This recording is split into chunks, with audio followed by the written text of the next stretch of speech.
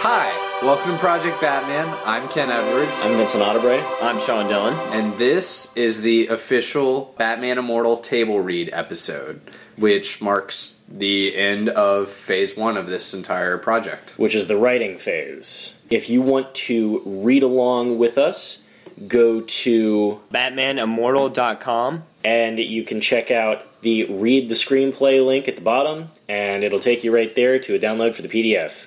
Follow along with us. It's going to be awesome. Also, check out our official movie poster, which is out today. Done by a brilliant artist, Caitlin O'Leary. And that's on our homepage at BatmanImmortal.com. Basically, what you're about to hear is us reading the entire screenplay all the way through with soundtrack in certain areas contributed by our very own Vincent Ottobre. It's music from the animated series and a couple of other sources, just edited together to make the whole thing flow a little more like a movie. And we didn't bring in our voice actors that we have employed right now. Those are going to be separate episodes in the future that you hear. This episode there's only 4 of us reading the whole script. Special thanks to Ken's wife, Hillary, for reading Talia with us. She did an amazing job. Yes. And the roles you're about to hear, basically, besides the various other roles you'll be hearing us play, our lead roles of Batman / Bruce Wayne and Ra's al Ghul will be played by Vincent here. Sean's playing a very strong performance of Alfred Pennyworth and Ra's sidekick Ubu. And other than some short scenes as the Clock King and the Joker, I'll be narrating the entire thing. But we don't want to stretch this intro out, so let's get to Batman Immortal. Here it is. Enjoy.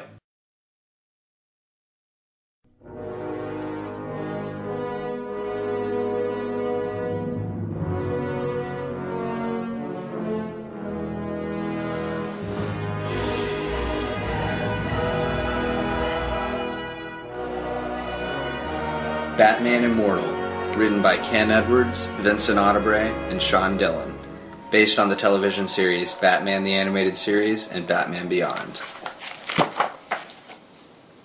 Fade in. Interior, alchemist cabin, night. In a dim candlelit room, an alchemist, 40s, grinding a powder with a mortar and pestle, pouring it into a black liquid, which then glows a bright white. He caps the vial. Superimpose. Ostia, Italy, 1463. A knock. Surprised, the alchemist walks to the door. He opens it cautiously. Angle on the alchemist. What is the meaning of this? I leave with a batch in the morning. You're not going anywhere. What is this? Who are you? The camera spins around to reveal a shadowy figure. Any Batman fan will recognize the silhouette of Ra's al Ghul. My name is Ra's al Ghul, and you know exactly what this is about. Ra's glances at the glowing container on the desk. As he speaks, the alchemist reaches next to the door for a staff that reads, Umbre classime luce sequuntur. So, we meet at last. The alchemist attacks with the staff, striking at Ra's head. Ra's unsheaths a sword to counter. He steps into the light, initiating an intense duel of fairly matched combat. A few moves in, the alchemist grabs a fluid-filled beaker, breaking it over Ra's head. Ra's stumbles back, yelling in pain. Ah! The alchemist pins Ra's body against the wall with his staff, lifting the broken beaker to Ra's throat. Dripping with chemicals, Ra's flinches, preparing for death. A beat. He opens his eyes, surprised to find he's still alive. The alchemist releases Ra's, who falls, panting on his hands and knees, his sword lying inches from his hand. Leave this place and take none of my creation. I have spared your life. Use the time I've granted you to serve your planet. The alchemist turns and walks away from Ra's. As you wish. In one motion, Ra's spins from his position on the floor to standing upright, facing the alchemist, sword thrust forward. The alchemist's body falls from where he stood. A head audibly rolls across the floor as Ra's sheaths his sword. Exterior, alchemist's cabin.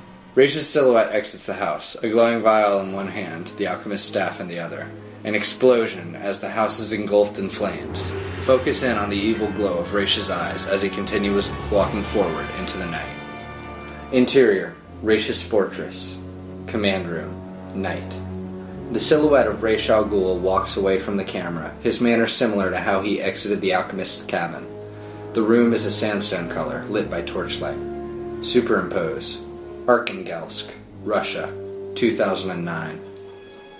Raish reaches a map covering a stone wall, surveying it. His assistant Ubu approaches, handing him a glowing orange vial. A sample from the first batch. Raish walks across the room to a glass chamber. Inside it, a man shouts in despair, but can't be heard. Raish inserts the vial into an adjacent computer and presses execute. The prisoner begs silently. Raish waits as an orange gas fills the chamber and approaches the man, who backs away. Cut to Raish before it reaches the man. A sinister smile fills his face. I've done it. He turns to face Ghul. Begin production immediately. And your other project? Our priorities have changed. Who's the first target? It doesn't matter. We're already in control.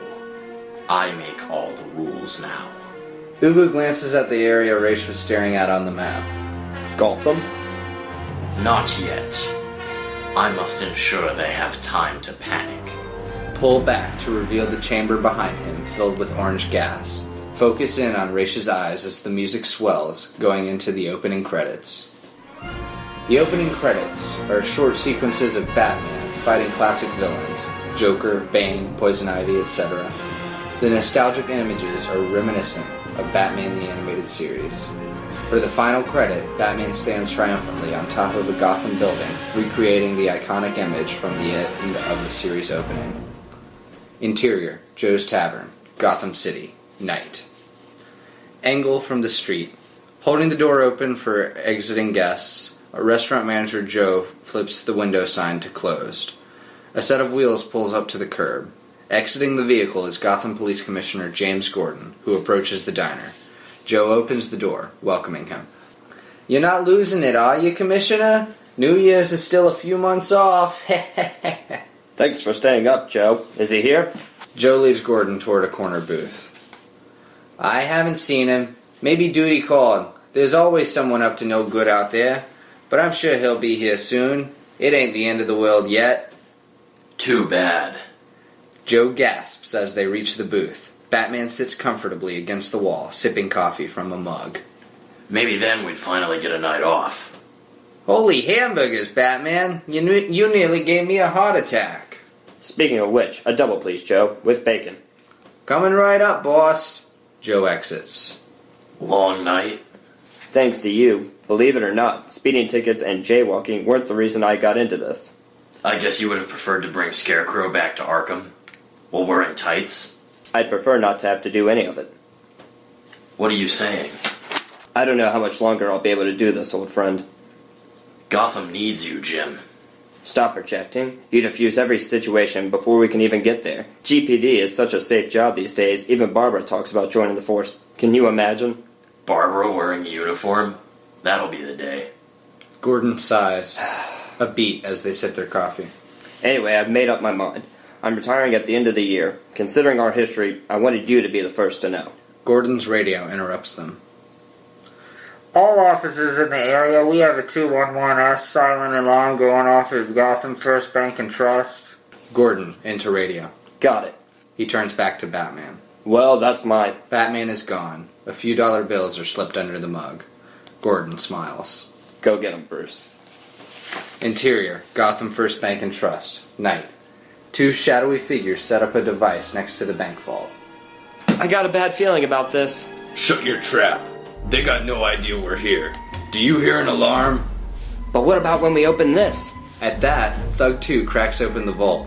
Red lights flash all around them. I guess we better hurry then. Oh no, what do we do? We put the money in the bag, then get out of here. Thug 2 moves into the vault as Thug 1 surveys the bank. This is insane. I didn't sign up for this. The police could be here any minute, or worse. I can't believe Thorne sent me with the one guy who's still afraid of... Crash! Batman breaks through the window behind Thug 1, who spins to see Batman towering over him, eyeing him down. Thug 1 shoots his arms up in surrender, dropping his bag. I surrender. I give up. Get him!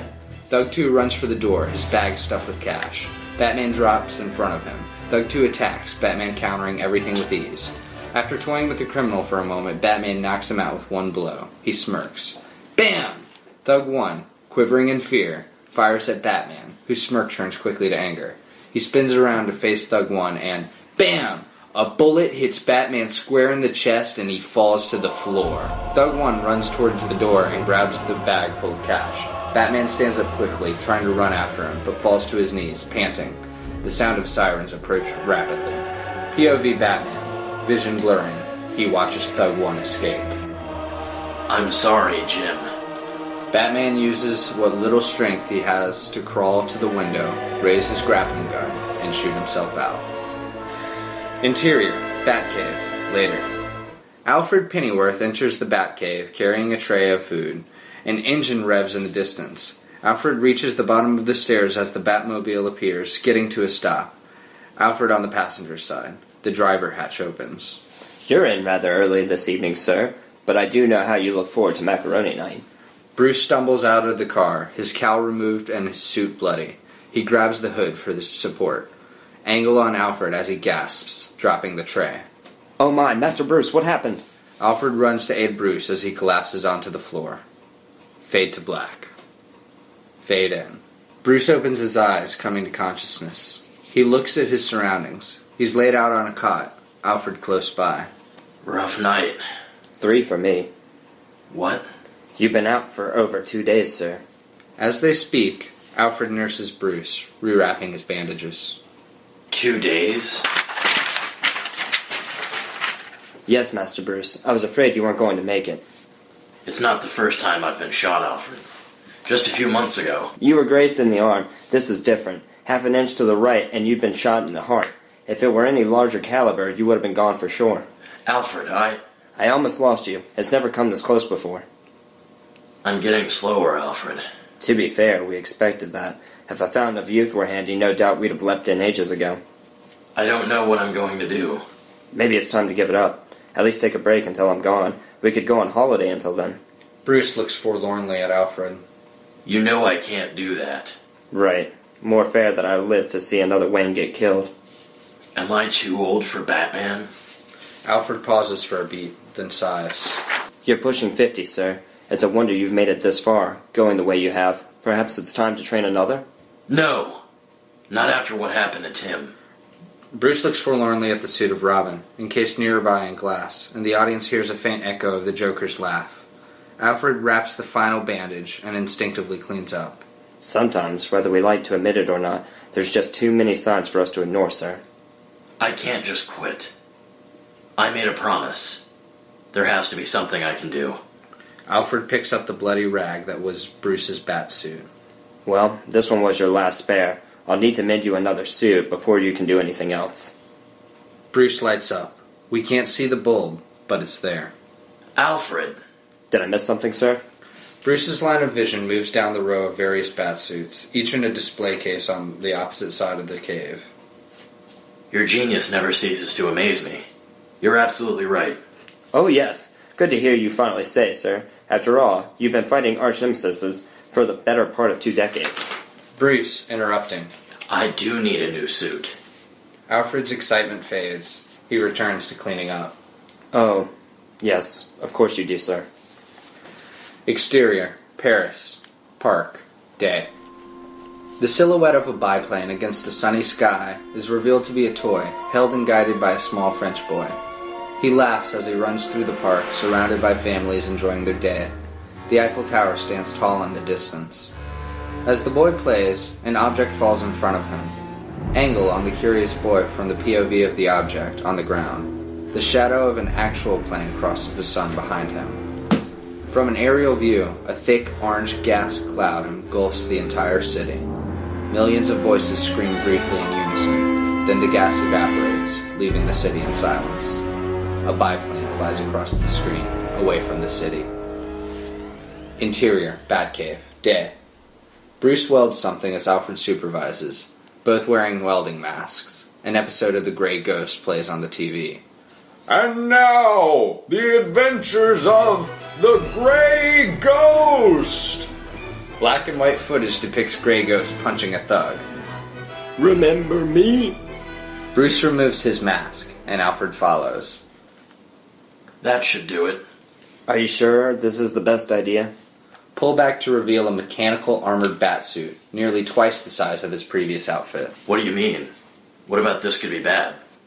You were shot in the chest 7 days ago. You should get out of the way. I might need macaroni to celebrate.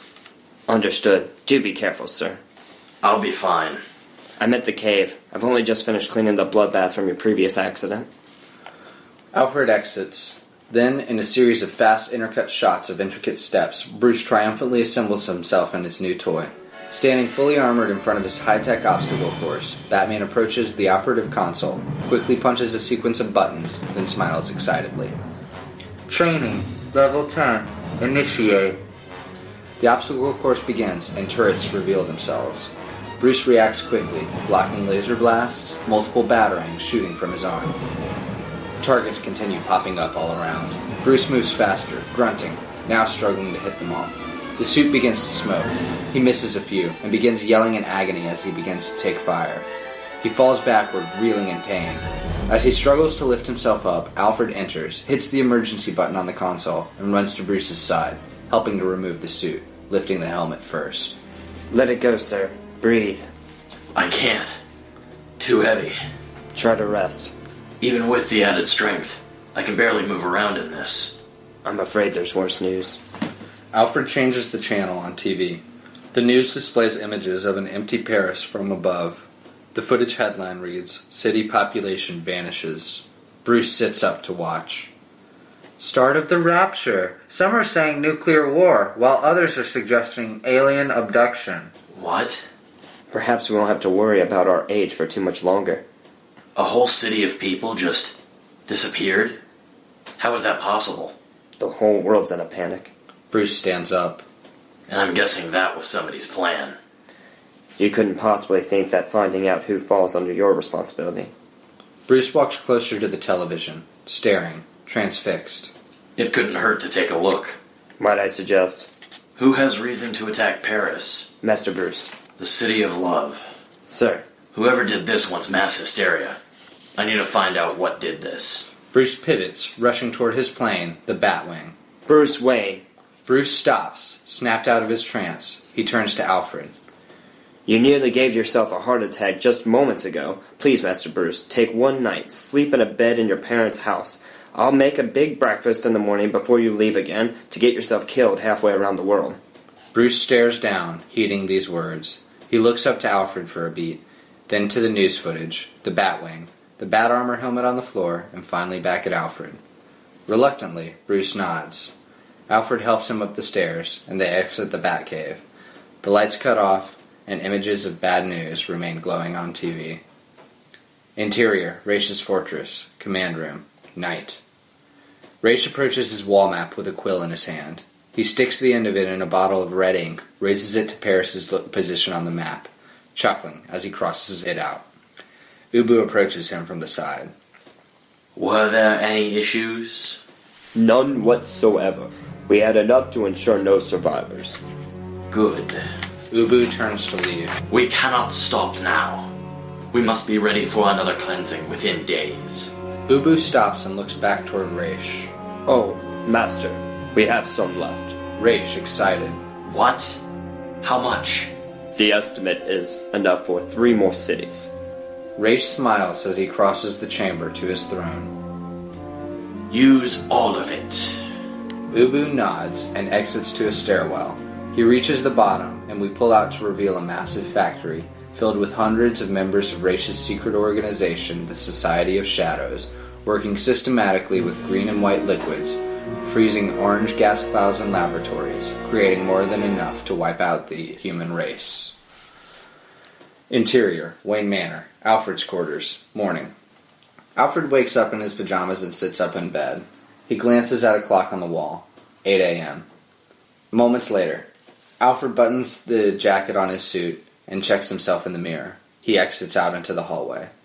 Continuous into the kitchen. Quick cuts of Alfred preparing a standard breakfast of champions. Eggs, bacon, milk, etc. He displays it all nicely on a tray and carries it up to Bruce's quarters. Alfred lets himself in, carrying the tray. Master Bruce, it is rather early, but I hope you managed some sleep. I must say, I'm quite glad you decided to. He approaches the bedroom and sees the bed is empty. Stay. Interior, Batcave, continuous. Alfred approaches Bruce, who sits at the Bat computer. He sets the tray next to the controls. Thank you, Alfred. So, no sleep then? I rested my eyes. Somewhat.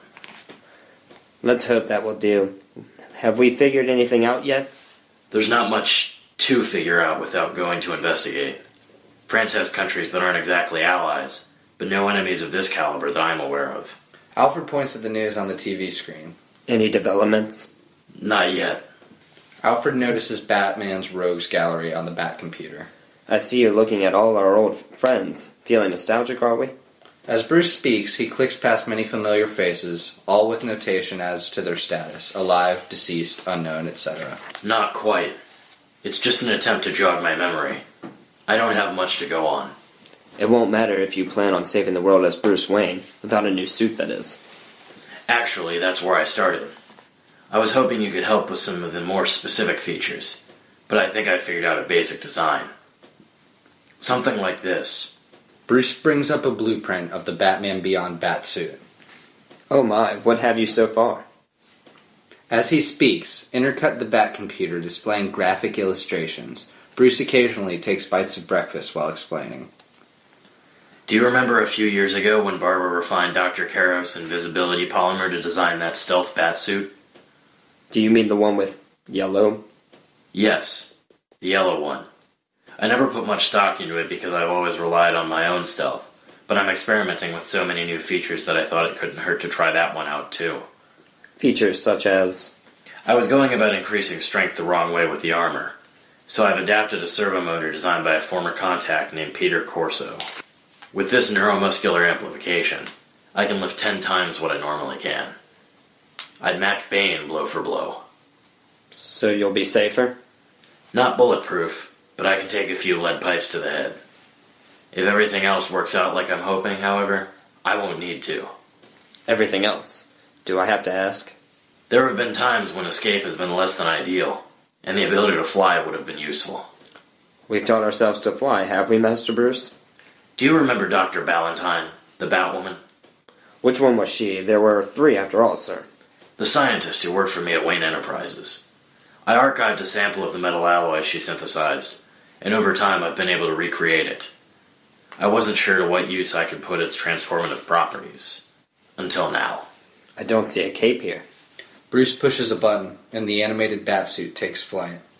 I've exchanged it for wings, which I can expand or retract at will. If I add thrusters to my boots to achieve lift, I can get anywhere in Gotham in no time. You didn't sleep at all, did you?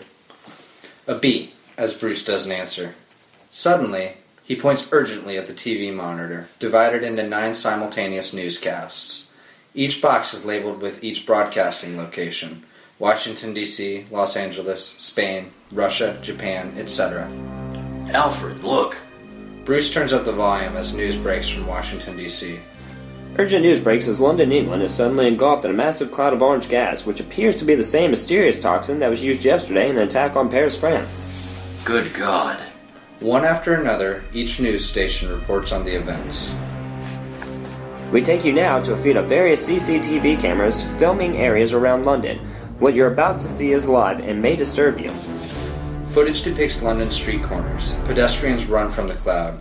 The gas catches up and they quickly dissolve, leaving nothing behind. Within moments, hundreds of deaths are broadcast live on news stations around the world. It appears the weapon, which experts assume to be some sort of gas, causes the victim to disappear, leaving no remains. We have no further information at this time. This is horrible. The reporter changes her cadence, now rushed and worried. Breaking news. Oh my god, it appears there have been a second attack this morning, this time in the city of Los Angeles. No. In the monitor designated to Los Angeles News, the local reporter is informed of this. He turns around to see his city engulfed by another orange cloud.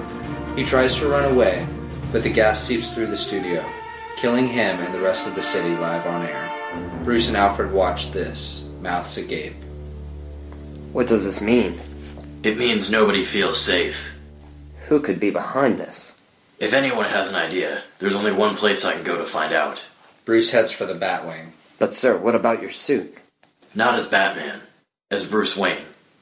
No, sir. What about your suit? Alfred points to the blueprints on the back computer. I trust you. Have at it. Do be careful, Master Bruce. You too, Alfred. Bruce disappears into the Batwing and flies out of the cave. Alfred looks on with concern. Exterior, Cheyenne Mountain, day. Superimpose, United Nations Safe House, Cheyenne Mountain, Colorado. Bruce Wayne lowers from a ladder to a ledge atop of the mountain and activates a hidden switch, revealing a keypad. He enters the code 162342, and an entrance is revealed. Bruce enters. Interior, Cheyenne Mountain, continuous.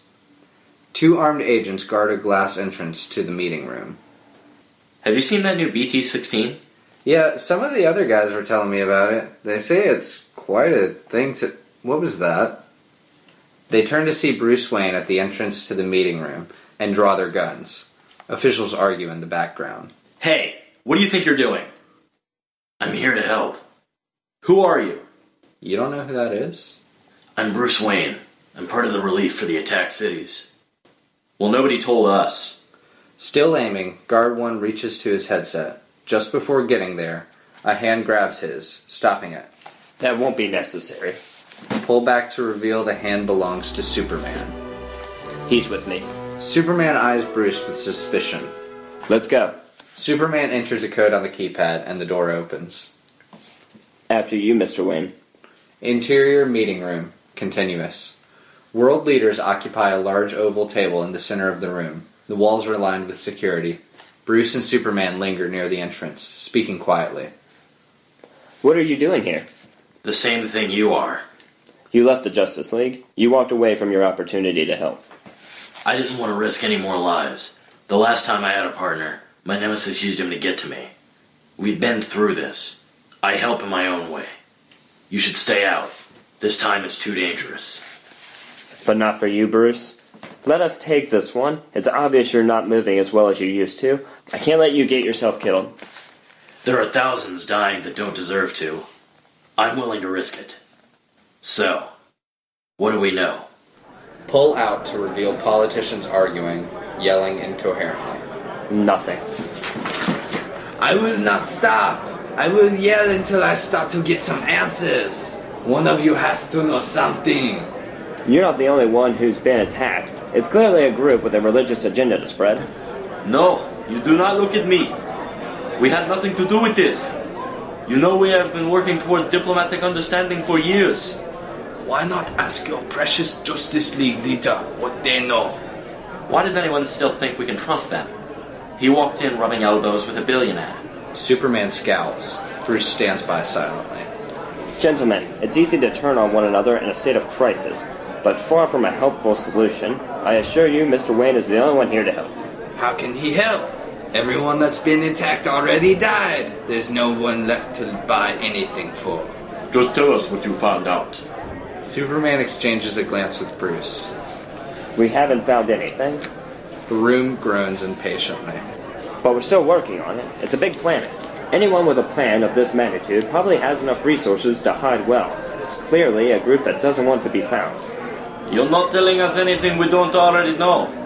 So what's so super about you and your team? We haven't given up.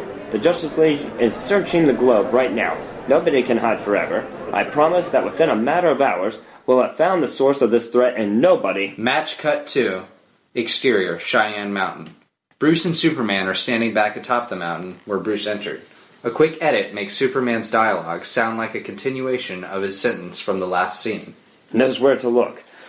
We've searched everywhere. Wherever they're hiding is either extremely remote or very well hidden. Stay out of this. Anyone behind an attack of this scale expects the Justice League to be the first to step in. If that is the case, it means these attacks will continue until we do. If you find out anything, you have to let me know. Let them try their luck with just one of us first. One of us? Bruce, you chose to step out of a position where we share information. There's no reason for you not to help me. The stakes are too high. The stakes are always high. The two heroes stand off for a beat. I'm going to figure out what's going on, and I'm going to stop it. Bruce presses a button on his watch. Let us know when you do. A ladder lowers from the sky. Bruce steps on. You'll know. The ladder raises, and Bruce disappears into the clouds. After a beat, Superman does too. Exterior, Paris, France, dusk. The Batwing flies over the city of Paris, the perimeter lined with guards, but otherwise lifeless. It lands in the familiar clearing in front of the Eiffel Tower. Bruce exits in a batsuit and gasps at the lifeless city and signs of destruction. He searches for clues, and after a moment picks up a camera next to a pile of clothes, a toy airplane sitting nearby. He wires the camera to a battery pack on his belt. The screen shows the little boy playing, his mother laughing behind the camera. Something falls from the sky in front of the boy. Several more fall in the background. The woman beckons her son to back away when the object emits orange smoke, vaporizing the boy. The woman screams as the cloud reaches her. The camera falls, left to record an orange sky. Batman slides the wiring into his belt and spots a masked female figure across the park, clad all in black. She flees at recognition of being noticed, and Batman gives chase. She throws a smoke bomb in his path, but it doesn't faze him. Stop! Batman corners the figure in an alleyway. A brief scuffle ensues. She aims a blow at Batman's face, but he catches her arm, pulling her close and ripping off the mask. Twisting out of the hole, she turns around, revealing her face as Talia al Ghul's. She rests her arms at her sides. Batman lowers his fists in surprise, but only slightly. Talia! What are you doing here? Talia looks on at him, sadly. Explain yourself! Now! You don't seem very happy to see me, Bruce. Why would I be happy to see you? The last time I saw you, you tried to kill Superman. Now I find you here, the only living thing, in the world's biggest murder scene? I want answers. I'm here for, presumably, the same reason you are, to find out what happened. Then why would you run from me? Because I was sure you wouldn't believe a word I said.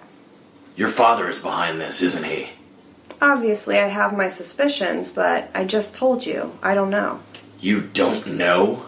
I haven't spoken with my father since, well, it's been some time. Batman moves closer to Talia, lowering his fists. She tenses up. What? Why haven't you spoken? A dog bark interrupts them. They look at the head of the alleyway to see a black Labrador panting. It barks again. How did he survive? I think we should follow him. They exchange glances. Batman nods. They walk after the dog. A squirrel runs along a telephone wire. Pigeons fly overhead. I noticed that earlier. Somehow all the animals managed to survive. Whatever this weapon is must only target humans. Some sort of biological agent. The dog barks again, leading them into a small house.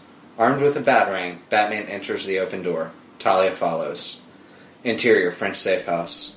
Batman and Talia enter the kitchen to find the dog barking at a metal vault. A man exits the door and, seeing the dog, reacts with glee. Caesar! The man embraces Caesar, who barks at Batman and Talia. The man looks up, notices them for the first time, screams, and runs back through the metal door. Batman, in French. We mean you no harm. Still shaking, the man heads back up, but beckons them downstairs. Once there, the man stands in front of his wife and young daughter, who also scream. He comforts them. Who are you? I'm a detective, and this is my associate. The man looks at him in disbelief for a moment, then gasps. I know you. You're Batman. I've heard of you from the Justice League. You speak English? Yes, I am Leon Renardo. How far did this reach? Is there anyone left? This attack was aimed at Paris, but several other cities were attacked worldwide. I'm here to figure out who did this. Monsieur Renardo, what can you tell me? Nothing useful, I fear. We were out shopping when this cloud of orange smoke appeared. My son Jerome and I ran. Luckily, my family was in the house and we were close to home, but he fell and I... Renardo falls to the floor, breaking down completely. I couldn't get to him. There was no time. Batman puts a comforting hand on his shoulder, and Renardo takes a moment to compose himself. He returns to his feet. This is our safe house. My grandfather built it after the Nazis came in World War II. We have food, water, shelter, but I do not know how long we can last. We sent Caesar out to look for people. We were sure we lost him that day too, but he came back that night completely unharmed. Batman looks over at Caesar, then back to Renardo. I'd like to take a sample of his blood, with your permission. If he was out there during the attack, Whatever agent it was that killed everyone might still be inside him. Of course, anything to help. Batman calls Caesar, producing a vial with a syringe from his belt. He pricks the dog, fills the vial. Batman turns to Renardo and the family. Thank you, Monsieur Renardo. There are guards surrounding the city, keeping it quarantined, who can help you. I'm sure they'll be happy to know there are any survivors. Just promise us you find whoever did this and make them pay for what they've done. You have my word. Take care. They shake hands, and Batman exits the Renardo safe house. Exterior, Paris streets, continuous. Batman and Talia walk down the ruined street. Batman admires the vial. So what do we do now? We? I need to analyze this back at the Batcave. I'm going with you. Why would I take you anywhere but to the authorities? You're trying to find out who did this, and I'm going to look for my father. If I were you, I'd start with the Lazarus pits, but you have no idea where they are. I don't need your help. I'll find them on my own. Talia stops walking. Batman notices and turns to her. And just how do you think you'll do that? My father searched decades for each one, and it seems to me you're running out of time. So I'm going off to find him. You can either accept my help or try your luck without me, but we both know you're not going to stop me. A beat. Batman sighs, conceding defeat. I'm keeping a close watch on you. Talia smirks. That's how I prefer it. Batman watches as she turns and continues walking. Interior, Wayne Manor, study, night. Alfred sits next to the fireplace, caught up in a book, when a telephone ring startles him. He picks up the nearby phone. Wayne Manor? Alfred. Master Bruce. Intercut Wayne Manor scene of Alfred with footage of Interior, Batwing, night. Talia pilots. Batman stands near the back on his bat cell phone, facing away from her. Any news? You didn't find any of your old friends again, did you? Why is that your first question? It was technically my second, sir. Batman drops the phone to his side for a moment, making a motion of being annoyed at the sky. Anyway, how was Mount Cheyenne? They were no help. So you're on your way home then? I'm actually in Paris. Paris? We're just leaving it, actually. Did you find anything there? Of course. I learned more from a dog than from a room of world leaders. I'm uploading a sample I need the Bat computer to analyze. Batman sits at a computer on the Batwing, punching keys. Alfred heads toward the Batcave. I'll see what I can find out by the time you get home. Actually, I'm heading a search for Lazarus Pits. One villain who could be anywhere is Ra's al Ghul. I thought all the Lazarus pits you knew of were no longer a problem. Batman looks to the cockpit, making sure Talia isn't listening. Alfred walks by a Batsuit in progress.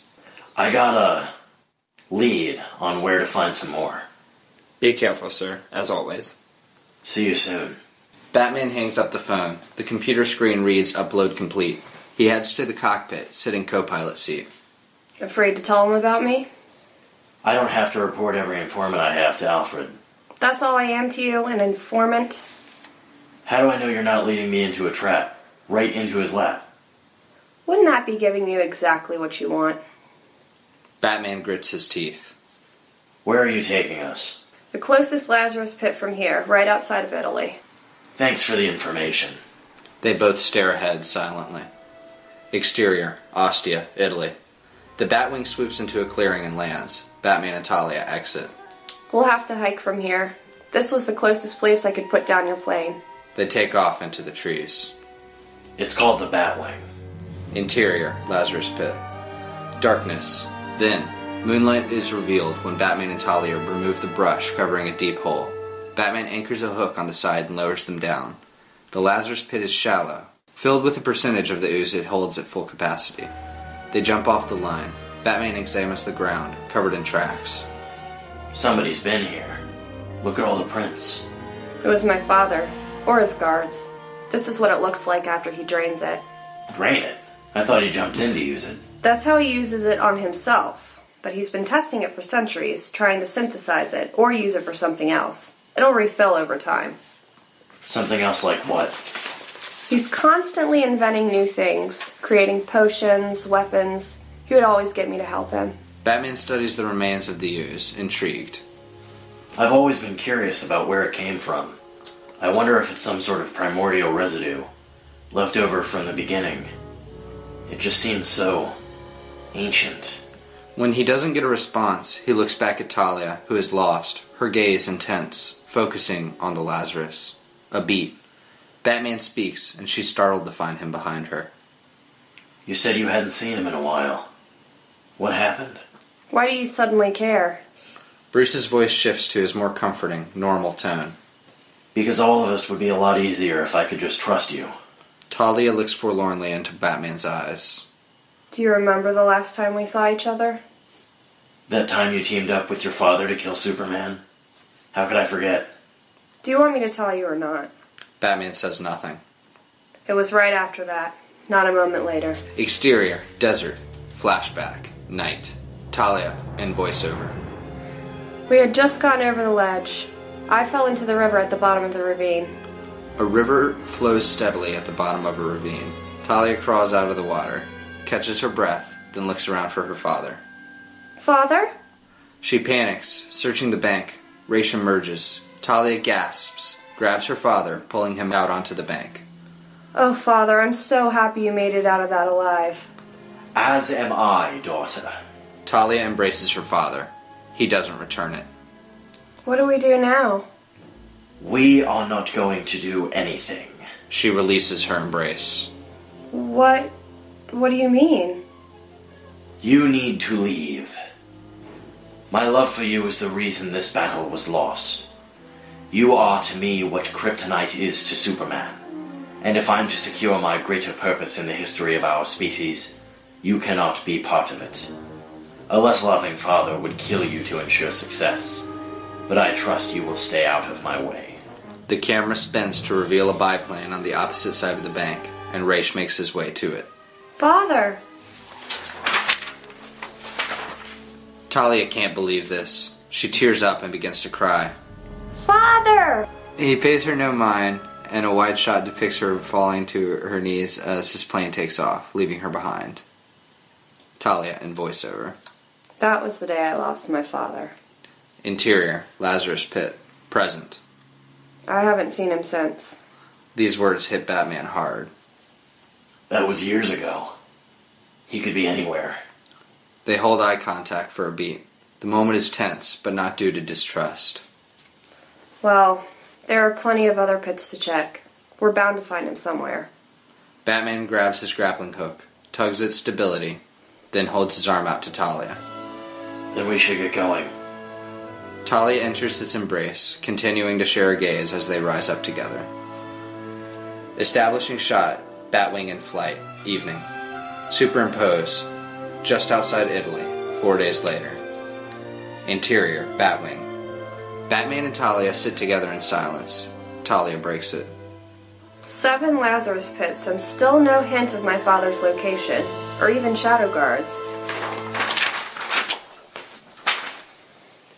None of the ones we've checked are flourishing. I wonder if he drained them before this began. Should we head further north? Honestly, Talia, there's not much of a point in finding the source of these attacks if we don't know how to take out their weapon. Where are we now? We're a few miles outside of Milan. Perfect! It's one of the only cities still operating normally. Have you ever been there? No, and it doesn't sound like a good idea. Why not? It's getting dark and we haven't rested in days. If you're worried about being seen, we'll stand out far less in a huge city than a small village. I guess you're right. Milan it is. Talia smiles. The Batwing flies into Milan. The city is beautiful. The sunset silhouettes the city, lights shining like stars. Exterior, skyscraper rooftop, continuous. The Batwing slowly descends and lands. Batman and Talia exit. What about your plane? Batman pushes a button on his utility belt, and panels spring out of the Batwing, disguising it as a stack of shipping containers. He throws a smug glance at Talia. We should change. The only advantage we have at the moment is that your father doesn't know we're looking for him.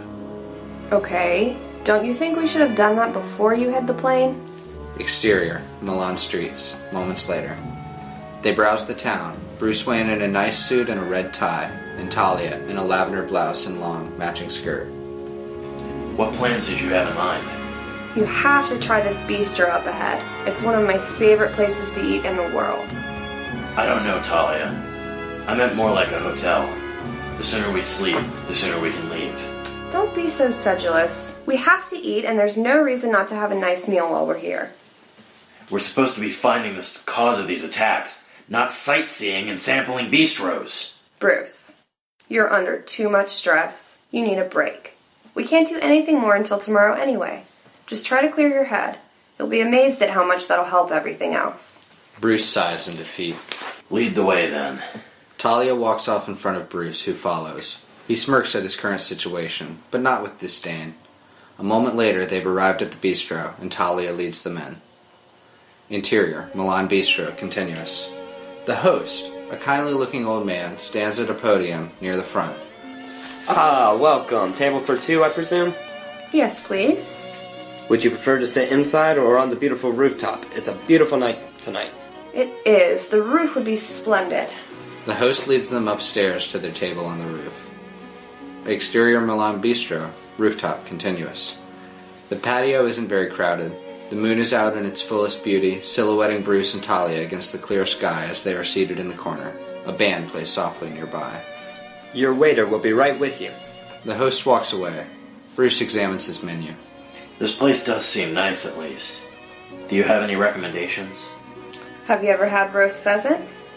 Probably. If so, it's been years. They serve it here with a truffle risotto. It's absolutely exquisite. Sounds delicious. A young, clean-shaven maitre d' approaches the table. Good evening. Do you have any questions about our menu? We're actually ready to order. We'd like the roast pheasant with truffle risotto and a bottle of champagne. Bruce nudges Talia's arm and whispers to her. Talia, I don't drink. Talia just smiles at him and turns back to the maitre d'. With 2 glasses, please. Perfect. We'll be ready shortly. The maitre d' exits and Bruce leans in closer to Talia. You're pushing this relaxed thing a bit hard, aren't you? Why do you say that? Are you not enjoying our evening? No, it's not that. I've just never been particularly good at relaxing. I can help you with that. I'm curious, where exactly do you find time to relax? I'm sure you're as busy as I am, considering your occupation.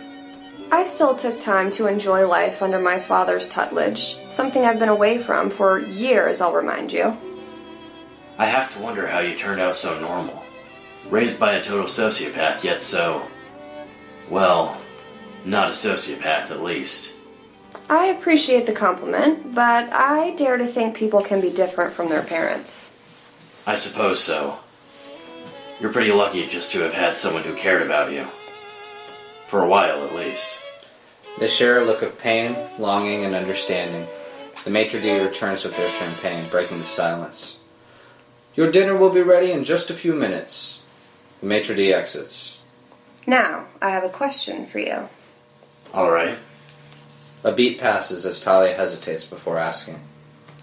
Given who my father is, how are you so trusting? I haven't been exactly faithful in what little time we've spent together over the years. Who said I trusted you? This shocks Talia, but she notices Bruce smiling and relaxes. I just wouldn't be so forgiving.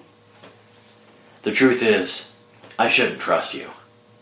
We've had a history that, in all honesty, should put you in the same category as your father. But I... Yes? Bruce pauses, taking a swig of his champagne. He coughs. Talia laughs, and when it's over, Bruce joins her. A camera flashes, surprising them both. A photographer takes a picture out of the camera and hands it to Bruce. Something for you to remember this lovely date. But this isn't... The photographer waltzes away, and Bruce softens as he looks from the picture to Talia. They look happy. Well, maybe it is. Talia beams at him. They both soak in the beauty of the moment for a beat. The maitre d' arrives and sets their meal on the table between them. Dinner is served. Enjoy. Thank you. They continue to smile at each other. The maitre d' exits, and they serve themselves. This smells delicious. Eat. I'm sure you'll find it is. They both take a bite. Wow, this is delicious. I thought you might like it. Thank you, Talia. I didn't realize how badly I needed this. I'd almost forgotten what it was like to feel so... Feel what? just feel. The band finishes up a song. Talia stands up. Wait here. She walks across the rooftop to the band's violinist. Would you happen to know a good song for a slow dance? But of course, dear lady. He addresses his bandmates. Gentlemen? The band begins a slow, cheerful, big band era song. Talia returns to the table and offers her hand to Bruce. He accepts and leads her to the center of the rooftop, where they dance in time to the music. After a moment, they exchange smiles and embrace as they continue to dance. Fade to black. Interior, Milan Hotel, morning. Bruce and Talia are sleeping in a single bed inside a modest hotel room. The sun rises through the window, waking up Bruce. He gently gets out of bed and gets dressed. After a moment of admiring the sight of her, Bruce walks to Talia's side of the bed and nudges her. Talia? Good morning, beloved. I'm going out to get us some breakfast. Wait here. Talia sleepily grunts in agreement and rolls over. Bruce grabs his coat and exits the room. Exterior, Milan streets, morning. Bruce browses the market for a moment before his cell phone rings. He answers immediately. Hello? Master Bruce, it is so good to know you're still alive. Bruce picks up a local newspaper, glancing at a front-page story of a recent gas cloud attacks around the world. For now, at least. And you too. Where are you now? Intercut scene with footage from the Batcave. Alfred is spread in front of a heap of metal with what looks like the remains of a batsuit on a workbench. I'm currently in Milan. Appreciating some architecture while abroad, are we? What's up, Alfred? It's about your suit. It needs a few finishing touches, but I hope to have it ready by the time you get back, whenever that is. I knew I could count on you, Alfred. You'll be there watching me test it out before long. And how is your search going? Not too well. We can't find any real clues, just abandoned sites. We? I'm traveling with Talia. Oh my. Are you sure that's wise? I know what I'm doing, Alfred. She's with us, and fortunately her father doesn't seem to know we're looking for him. Best to make sure it stays that way. Your computer analyzed the enzyme you sent me. There's plenty of data for you to work with. Then you're our next stop. As long as this is going on, we'll have to synthesize some sort of antigen. Master Bruce, if I might have your opinion about something? What's that, Alfred? Into the intercut. Looking for a place to grab breakfast, Bruce walks past an alleyway and a shadow catches his eye. 2 words. Magnetic feet. Alfred, I have to go. But Master Bruce closes his phone and cautiously walks toward the alley to investigate. When the market is out of range, a poison dart shoots out of the shadows at Bruce's head. Bruce dodges and jumps into the opening it came from. His fist connects with the face of one of Ghul's masked shadow guards. The shadow guard throws a return attack, hitting Bruce in the gut. Reeling, Bruce throws an uppercut to the guard's face, but misses. The guard runs. Bruce tries to run after him, but immediately wears out, falling to his knees. In the distance, Bruce watches the guard board a motorcycle and ride off. He reaches after him, helplessly. No. Interior, Raish's fortress. Command room. Day. Raish sits in front of his world map, now plagued with large red X's. Ubu rushes in. I have news, Master. Elaborate. One of our guards in Mulan was attacked. Are our plans compromised? We believe it was Bruce Wayne. Raish simply smiles, and again fixates his eyes on the map. You know what to do. Interior Milan Hotel, morning. Bruce bursts open the hotel door and shakes Talia awake. Talia, we need to go. Now. Talia bolts up, confused. Bruce is out of breath. What happened? I ran into some friends. Bruce equips his utility belt under his jacket. Talia, your father knows we're here. Talia's jaw drops in fear. Exterior, Milan streets, moments later. Bruce and Talia run at breakneck speed, Bruce heaving. Talia puts her arm around him. They arrive at the building and dart into a nearby alley. Skyscraper rooftop, moments later. Talia pulls herself up from the grappling hook, then helps Bruce up after her. Bruce hits his watch and the panels retract into the Batwing. 3 shadow guards jump from the shadows, ambushing them. One swings a baton at Talia, which she snatches and uses to hit the guard in the face. When another throws a punch, she ducks under to give a blow to his ribcage. The last one falls to a judo hip toss and lands on the ground at Bruce's feet. Bruce snatches the guard up by the front of his jumpsuit. Where is he hiding? The guard reaches up to his throat. May the shadows live for... Bruce snatches his hand, then pulls handcuffs from his belt and binds the guard. He rips off the guard's mask to reveal a blonde man, late 20s. You're not getting off that easy. Tell me where Ra's al Ghul is. The shadow guard laughs. You'll never get anything out of me. Have it your way. Bruce hits the button on his watch again and the engines of the Batwing fire up. Bruce drags the guard to one of the exhaust ports and holds him precariously next to it. The shadow guard isn't fazed. Now, I'm going to ask you one last time. It doesn't matter. The Abaddon enzyme will kill us all before you can even leave the city. The what? From the cockpit, Talia looks out at the city below. Bruce, we have to go. Now. Intercut. Ra's draws a red X over Milan on his map. They are covered in shadow as a rolling orange cloud rises over the horizon, blotting out the sun. The gas moves onto the rooftop, consuming the two unconscious guards.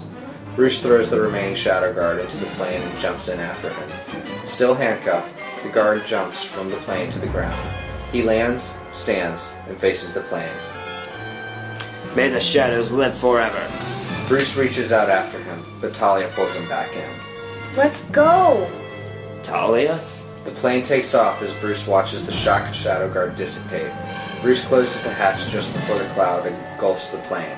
Talia jams forward on the control stick and the Batwing rockets out from inside the cloud. As they fly away, an incredibly somber Bruce looks out of the cockpit window at what is left of Milan. All those people. I know. At least now we're sure this is my father and we can stop him from ever doing this again. Not yet. We still don't know where he is, and now he knows I'm onto him. Then where do we go from here? The Batcave. Won't he look for us there? Probably, but I have work to do. What work? Creating an antigen.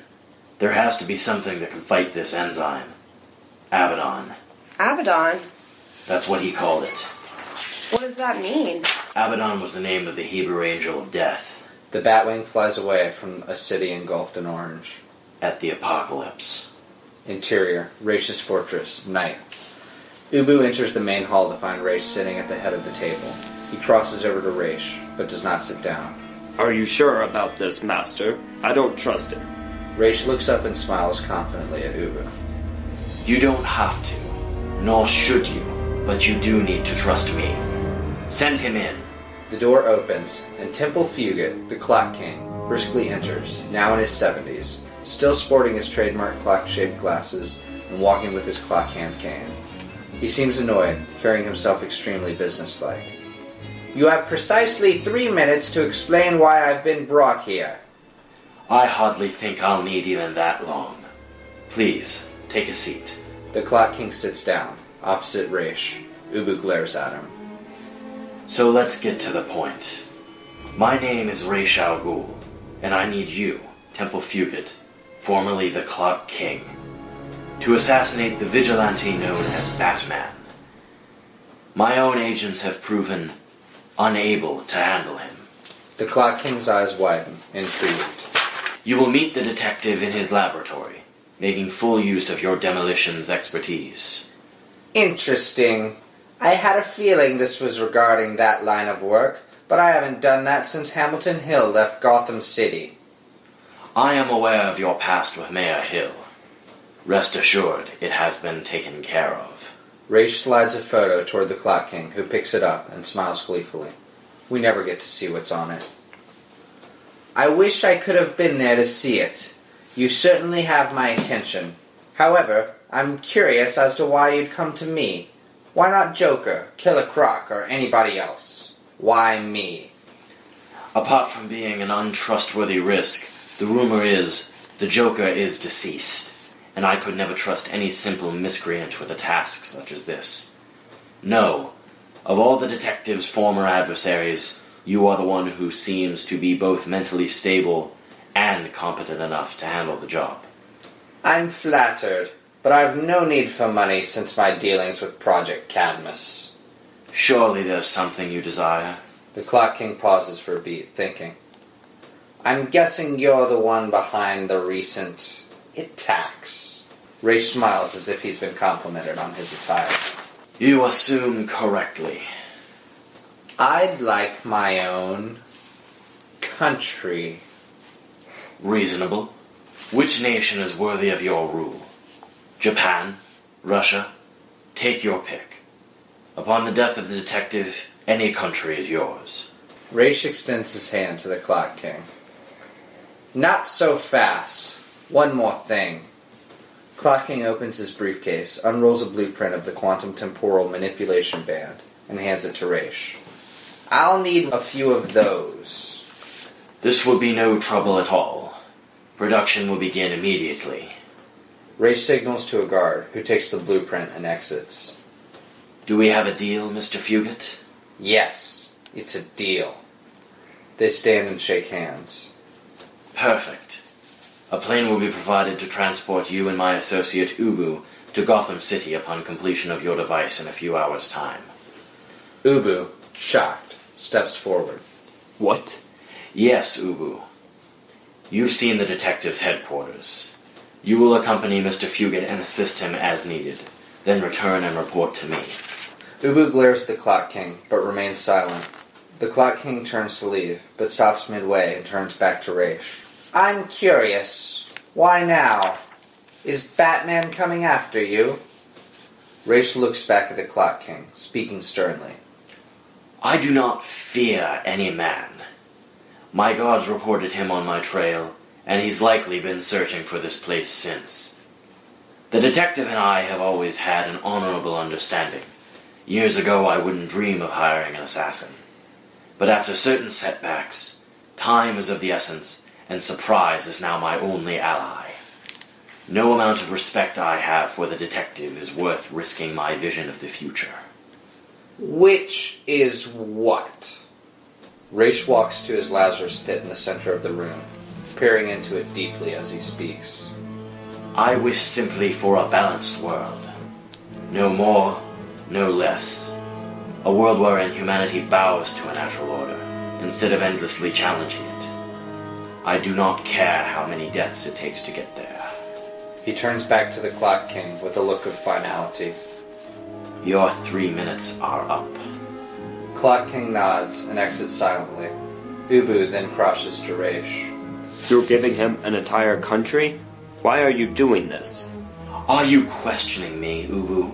No, master. He has what he wants, and now so do we. And should he ever cause a problem, Abaddon will solve it. Interior, Batcave, evening. Alfred puts away some tools on the workbench near the Bat computer. The Batwing rockets in. Alfred crosses the room to the row of Batsuits. The Batwing lands. Bruce and Talia exit. Bruce is preoccupied, rushing to the Bat computer. We need to synthesize a cure. Now that Raish knows we're onto him, Gotham could be a target at any moment. Alfred, standing next to the casing of a new Batsuit, looks disappointed. Good to see you too, sir. Talia approaches Alfred, extending her hand. Nice to see you again, Alfred. Reluctantly, he shakes it. Hello, Miss Ghul. Bruce works vigorously at the Bat computer. Alfred and Talia cross to join him. It looks like I matched up a sample from the archives and singled out one of the elements. Extract of Lazarus. Bruce gasps. His eyes widen as the monitor displays more data. What is it? Do you remember when poison ivy turned you and the others into trees? I prefer not to. This Abaddon enzyme targets and binds to human blood, just like her serum did. What that means, though, is that if we can keep it from contacting us, we should be able to block its effects. So you think it can create a cure? Hopefully. We just need to give it a bit more time. At that, a pocket watch flies through the air, landing nearby, ticking. Talia reaches down for it, and Bruce pulls her away. No, don't! An explosion. The smoke clears. Guarding Alfred and Talia, Bruce looks up to see. It's been a long time, Batman. Who is that? Clock King. What in the blazes is he doing here? At that, 3 shadow guards emerge from the surrounding darkness.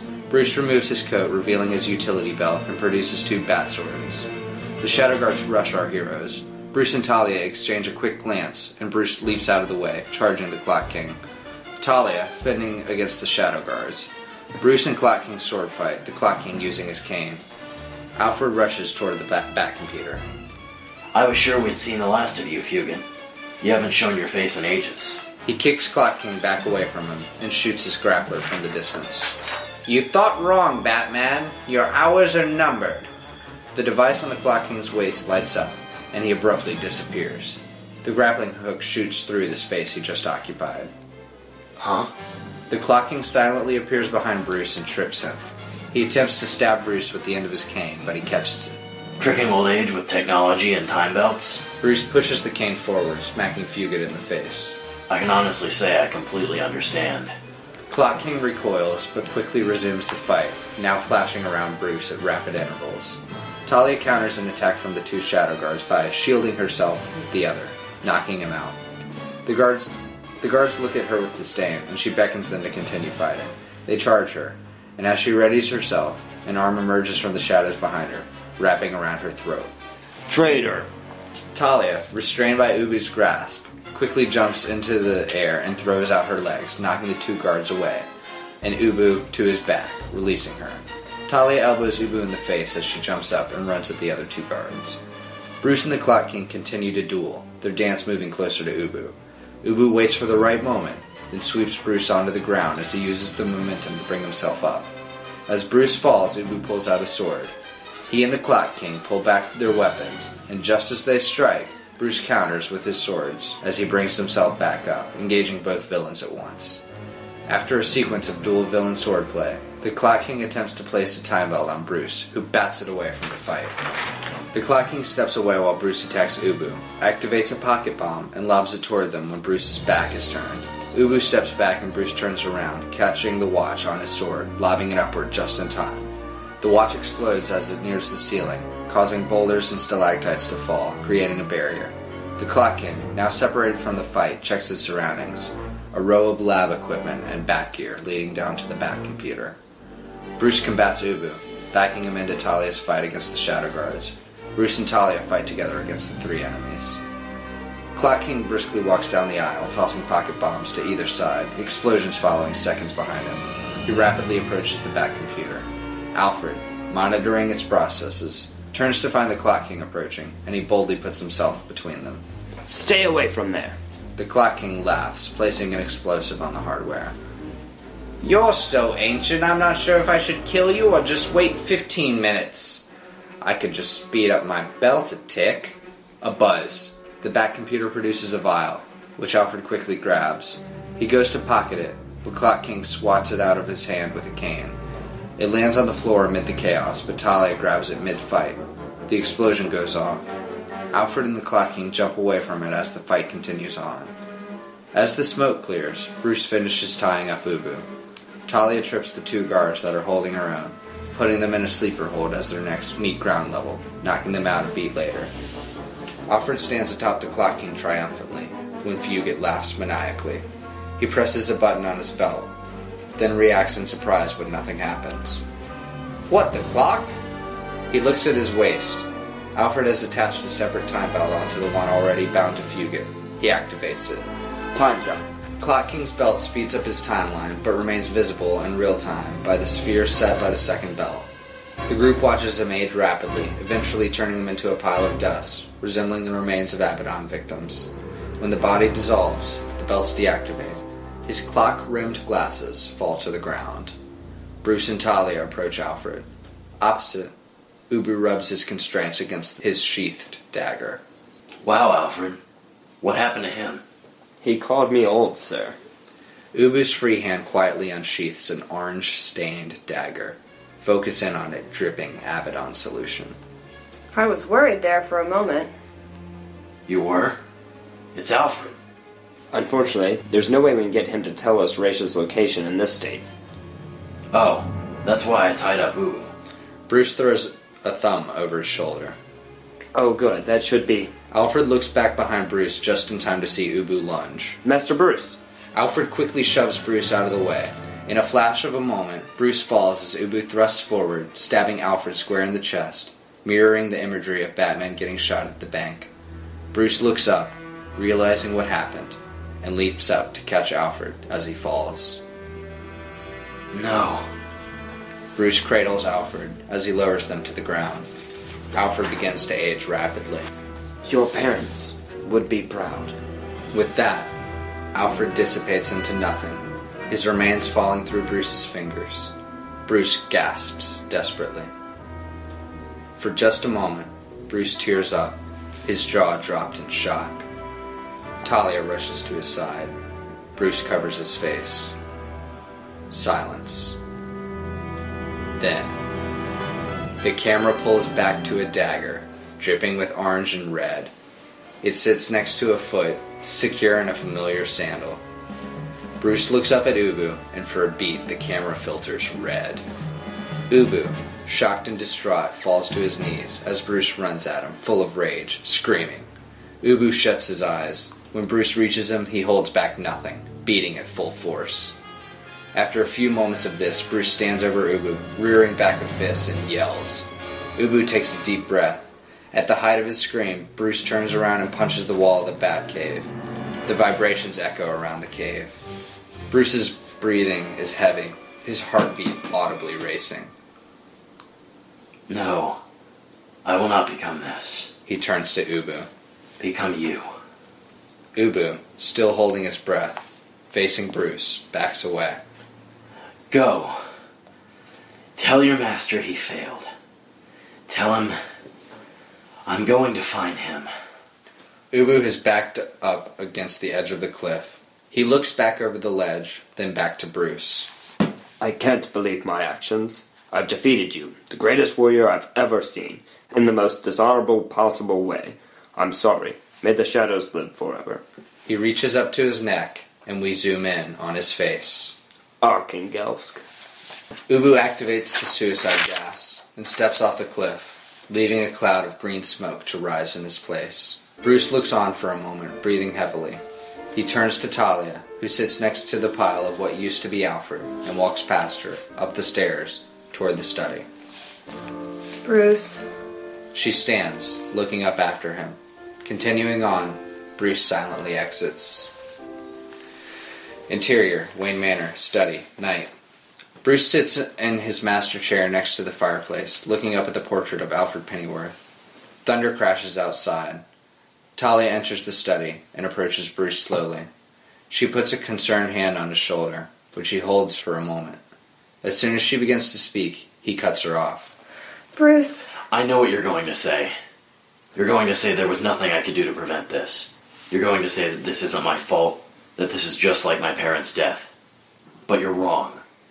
When my parents died, I was 8 years old. I was a helpless child. They were murdered right in front of me. In the 40 years it's been since that day, I've been forging myself into a symbol of justice. But I've grown arrogant. I've taken it upon myself to single-handedly save the world from everything that's going to come to it. And what has that done? It's cost Alfred his life. Everyone who's gotten close to me has ended up worse for it. So, I'm going to call the Justice League and tell them everything we know. Hopefully they'll be able to fix it from there. Then, I'm going to call the police, and I'm going to assume responsibility for Alfred's death. I've spent my entire life trying to dole out justice. It's my turn to take it. Bruce, I've seen you do this to yourself every day I've been with you since we've met. What's the death toll at now for my father's attack? Millions? And you blame yourself for each and every one. You can only do so much. She waits for a response. Nothing. If you want to honor Alfred in life or death, continue the fight he fought behind daily. I'm sure he'd rather you live a normal, happy life, but his final moments were fighting at your side in service of your mission, because he believed in what you stand for, or stood for. She returns to the grandfather clock exit. Take whatever time you need, but don't throw away everything we, all three of us, have fought for, or else his death will be meaningless. She exits. As she closes the door behind her, a gloved hand shuts it on the other side. An eerie laugh fills the room. Bruce looks behind him, gasping at the sight of the Joker. Isn't all death meaningless, really, when it comes down to it? You. Bruce furrows his brow and moves to get up when... That won't be necessary, old pal. Bruce sits back cautiously, not relaxed. Joker approaches and lounges casually in the chair across from him. I mean, what good came out of mine? For years, all you wanted was to stop me from doing what I do best. You fantasized about it, But when the time finally came for Boy Wonder to deliver that sweet release, did all of your problems come to a close? Did life deliver that big, juicy prize desire always promises? You stopped killing people. Yet people still died. That's the point, Brucey. It all stays the same whether you contribute or not. So why not take the time out to enjoy it? I certainly do. Joker produces a martini and sips from it casually. The only people who seem to enjoy it are those with others to enjoy it with. Yet we never needed anybody to feel sad and alone, did we? Sometimes whoever's shuffling the deck loses a card. 2 in your case. That's why I stuck around to make yours feel complete. Hardly. You just kept me busy. Call it what you want.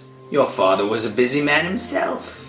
He had a wife, a kid, the whole package.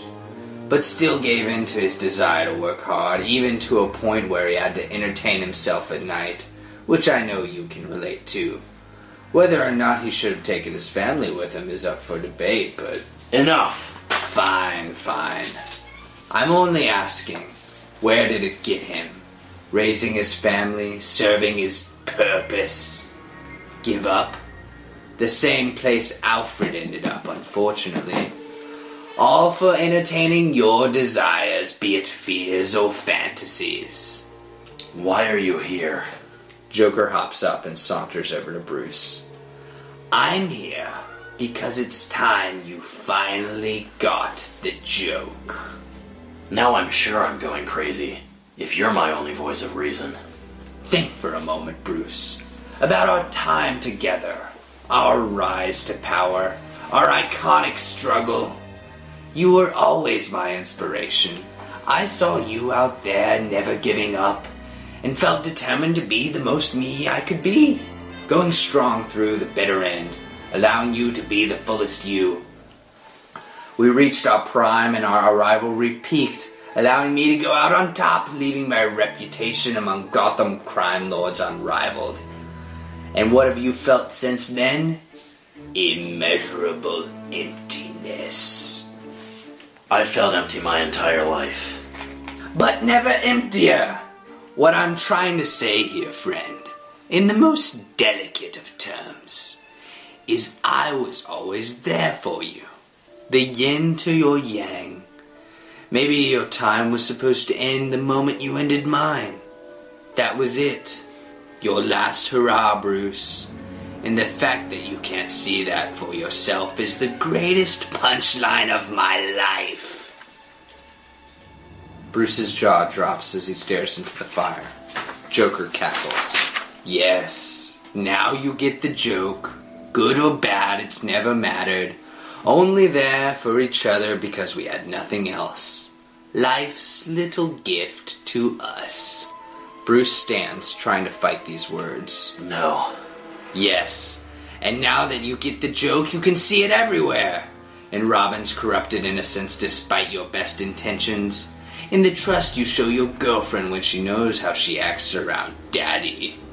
In Alfred's untimely death, never seeing the suit he spent his last days breaking his back over in action.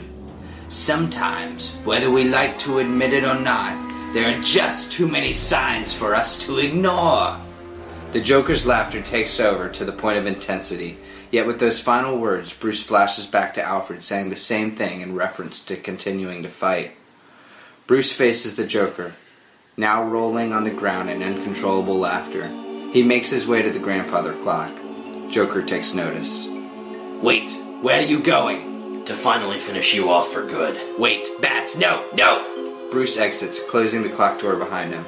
At the moment it shuts, the Joker hallucination disappears. Interior, Batcave, night. At the bottom of the stairs, Bruce approaches the case Alfred's untested Batsuit variant sits in. After a beat, he grabs the mask. Screen swipe to the Batcave moments later. Dressed from the neck down in the new suit, Bruce punches some keys in the Bat computer. The monitor displays a difficulty adjustment from 10 to 20.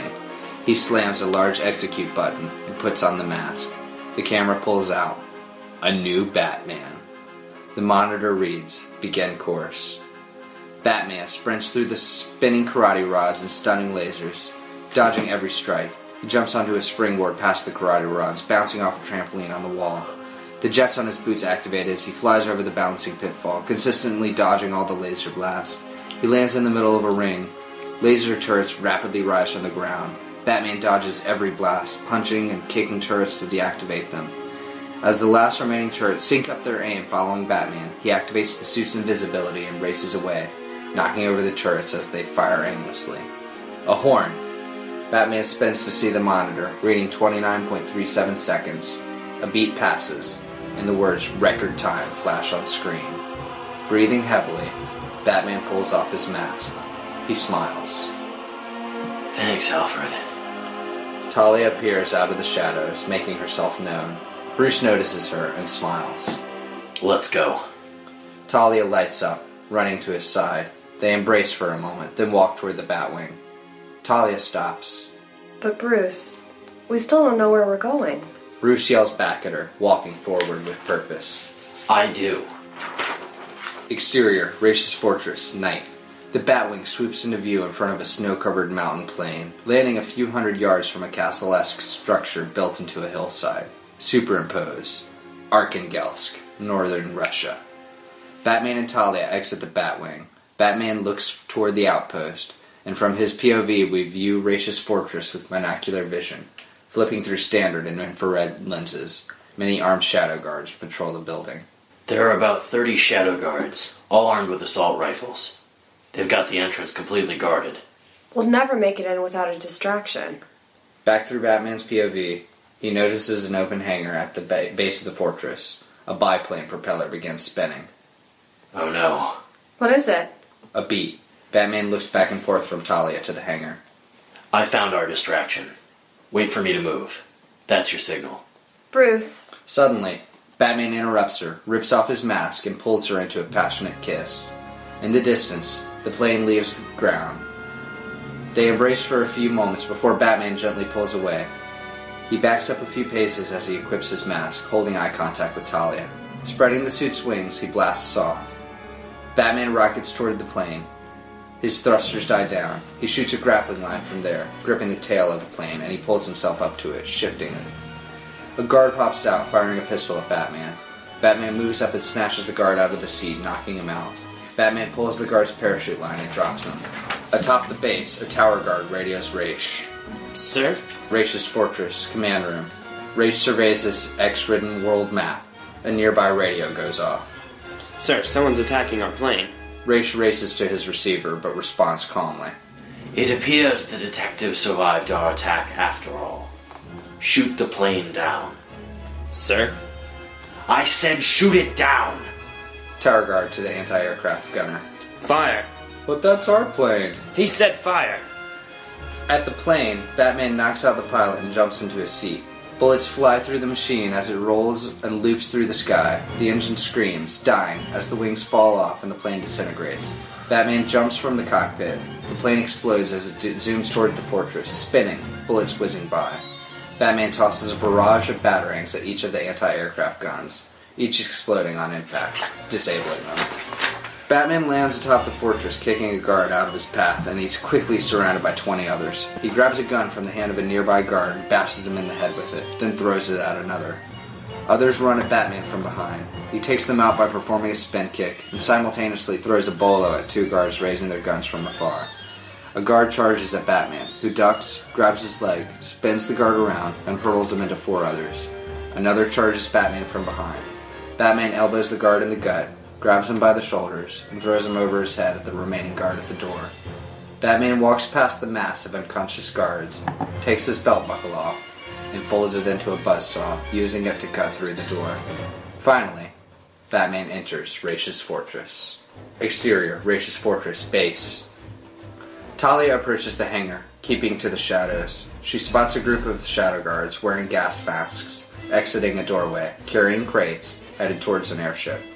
Once clear, Talia sneaks through the doorway, entering undetected.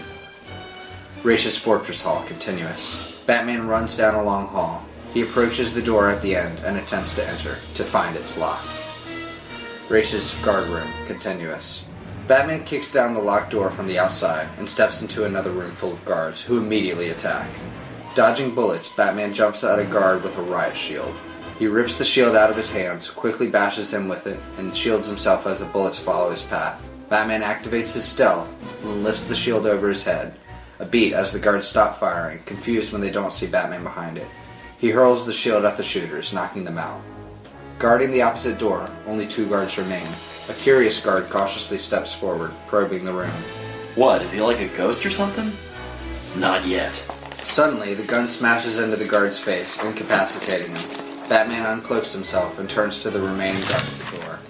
Shaking nervously, the scared guard shoots frantically at Batman, continually missing as Batman approaches. He lines up the sights to Batman's head just as Batman reaches arm's length, and Batman snatches the gun from his hand, breaks it in 2, and drops the pieces to the floor.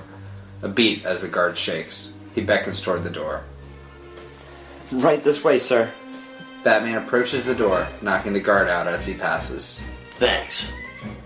Interior, Raish's fortress. Lab. Talia surveys a large lab from the back. An array of supercomputers sits on a higher level with an array of pipes and vats. Some green, some white, some orange, behind a large window. The control station sits above elaborate equipment, accessible from stairs and a walkway. She makes a break for the stairs, but is soon spotted by nearby guards, who begin shooting at her. She jumps through some rows of lab equipment, making her way to an alcove behind some crates. She frantically looks around for a weapon, or a way out, and notices one of the crates is open. She runs over to it. It's overflowing with time belts. Interior, Raish's fortress, gas room. Batman sees Raish's command room through a doorway across from him. He makes a break for it, and a door slams shut on either side. He checks his surroundings and notices a camera in the ceiling as the room fills with Abaddon gas. Just before losing visibility, Batman produces his rebreather, bringing it to his mouth. The screen fills with orange. Raish's fortress, command room.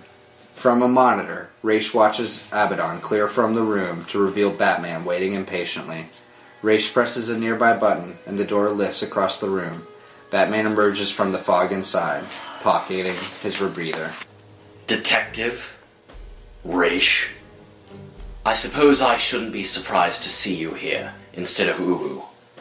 Tell me, how is new armor as a substitute for youth? There's nothing unnatural adapting to old age, but you wouldn't know anything about that. Isn't that all a matter of perspective? By my estimation, a Lazarus pit is the most natural thing there is. And that's reason enough to use it to wipe out the entire world? Not the world as we know it. And what gives you the right to decide who lives and who dies? I've had every right as you since birth, to be the change we seek in the world. Quoting Gandhi to justify genocide. We all judge on our own set of scales, but your opinion of me is ultimately immaterial. You're hardly the first to stand against me, but I'll be the first to stop you. You're the latest of 17 challenges to believe so, though only a choice few resembled actual challenges, Jonah Hex and yourself included. I'm flattered to have such a reputation. Don't be. Unfortunately, you lack the strength required to commit to your cause. Your refusal to take a life is a weakness shared with only one of the others, the very first. Appropriate, then, that I'll succeed as your last. Who is he trying to save? Raish crosses to a mantel and gazes at a familiar staff on display. Just as you, he believed he was serving the best of mankind. Interior, Alchemist's cabin, flashback, night. The alchemist works intensely at his workbench. Raish, voiceover. Decades after the historic rise of the Black Death, it continued to thrive as it spread to claim lives across Europe, moving on into Asia. I've then heard tale of an alchemist who had synthesized a cure, bringing hope to thousands. This is when I began to contemplate my purpose in the world I saw around me. Exterior, Alchemist's cabin, flashback, day. The alchemist helps a man fill cases of medicine. They quickly pack it into a wagon and cover it. They shake hands and the man leaves, controlling the wagon. I had perceived the plague to be the beginning of something greater, the dawn of a new age. I began to view it as an equalizer of sorts. Exterior, country road, flashback. Assassins ambush and set fire to the wagon, killing the man. So I intervened. Alchemist cabin, flashback. Assassins enter the cabin, quick to fall to the alchemist. When my influence couldn't enact the change I desired, I accept the responsibility of personally disrupting the source. Interior, alchemist cabin, flashback, night. Raish enters the cabin as we recall their opening battle. He was a great warrior, far wiser than myself. That night should have been my last, and would have if he had displayed tragic weakness, masked as a virtue called forgiveness. I repaid him by offering my opposing perspective. Interior, Raish's fortress, command room, present. Raish continues to survey the alchemist's staff like a trophy. I fought that night at full force, with my blade. He displayed extreme discipline, faring his own with a staff. Not a sword, an army, or a mechanical suit. This staff. But when this great warrior was faced with the defining moment of choice, of finally showing what he ultimately believed in, he displayed his real identity and allowed millions to die, as I proved to be the true believer. The universe followed course, reinforcing my purpose by revealing my path had always been leading me there. How so? Intercut with a flash of Raish at the alchemist's workbench, post-decapitation. He's just about to dump the enzyme, but notices a formula scribbled on a piece of paper. I had faith that with enough time I'd amass the knowledge I required to construct the weapon I always envisioned. The alchemist's potion. My lifeblood. The reason I'm here. Lazarus. It took years to perfect, and now there's more than enough to ever stop it. My Abaddon enzyme will cure the disease of humanity in its current incarnation, seeing through to the rebirth of mankind, and secure an ideal body of power, ensuring a newer, true form of equality. Fortunately for me, no matter how able-bodied or technically advanced you may become, your spirit remains too weak to do what is necessary to redirect our current course to the future you desire, leaving me all but invincible. Another transcendent warrior, falling for nothing. Tragic. No more words, Raish. I don't have to kill you to make you pay for these atrocities. Such a fool. Raish smirks as they each step forward, and the battle begins. Batman immediately punches Raish across the room into a wall. Raish stands, shrugging this off, and approaches Batman. You recall our last encounter, Detective? You may have temporarily interrupted my plans that night, but you couldn't stop me from generating enough power from your friend to regain the strength I needed to be here today. So all of this is Superman's fault? I'll remember to thank him when I'm finished and he rules at my side. Without him, I'd lack the strength to soak in the almighty Lazarus. Or to do this. Raish punches Batman much harder than he was punched, sending Batman across the room, crashing through several pillars. Interior, Raish's fortress, lab, intercut. Shadow guards continue firing at the boxes Talia hid behind. A leader signals them to stop as he moves forward to inspect. And she isn't there. He frantically points his rifle around. When he doesn't find her, he turns to face his guards. They are all trapped, frozen in place, bound by time belts. Interior, Raish's fortress, command room, intercut. Batman picks himself up and charges Raish at full force. Raish proves to have an edge and power, but Batman moves quickly, rapidly delivering blows to Raish's face and gut. Batman backs Raish into a wall and throws him against it. Raish scrambles to hit Batman from the hold, but can't. He stops struggling a moment, looking around. Pull back to reveal the alchemist's staff on the mantle next to him. Raish grabs it and smacks Batman in the skull. Batman drops Raish. Batman takes a few blows from the staff when, all in one motion, Batman catches it between the spikes on his arm, rips it away from Raish, and knocks Raish in the side of the face, knocking him aside. Raish picks himself up to find a sword mounted in front of him. Batman swings again with the staff as Ra's spins around, countering with the sword. Initiate honorable duel. A few moves into the dance, Ra's slices Batman across the cheek. Batman knocks the sword out of his hands. It flies into the Lazarus pit as a drop of blood hits the ground. It starts, Detective. The first drop of many to... Batman smacks Ra's in the skull with the staff, showing more force than previously demonstrated. Ra's hits the ground. Batman holds the staff at Ra's neck, choking him. They struggle precariously close to the Lazarus pit. It's over, Ra's. Ra's fights to breathe at first, then pushes through, laughing maniacally. So predictable, Detective. This fight has only begun. Ra's grabs an end of the staff and smacks Batman in the face. Batman stumbles back and Ra's stands up.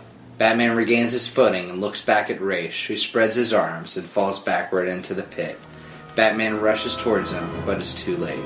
He reaches the ledge, waits a beat, and takes a few steps back as smoke begins to rise.